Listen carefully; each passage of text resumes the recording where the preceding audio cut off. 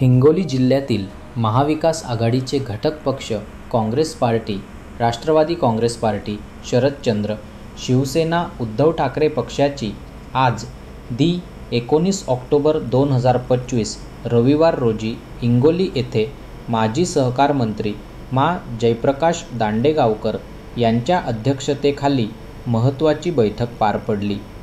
या बैठकीत महाविकास आघाडीच्या सर्व पदाधिकाऱ्यांनी एकमताने ठराव करून हिंगोली जिल्ह्याच्या समन्वयकपदी राष्ट्रवादी काँग्रेस पार्टी, शरदचंद्र पवार पक्षाचे राष्ट्रीय उपाध्यक्ष तथा माजी सहकार मंत्री मा. जयप्रकाश दांडेगावकर यांची निवड केली.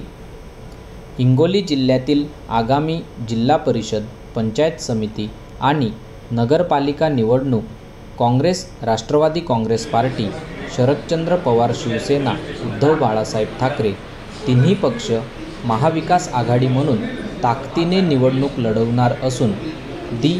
35 ऑक्टोबर 2025 रविवार रोजी पुढील बैठकीमध्ये इतर धर्मनिरपेक्ष पुरोगामी राजकीय पक्षांना सोबत घेण्याची दिशा ठरवण्यात येणार आहे.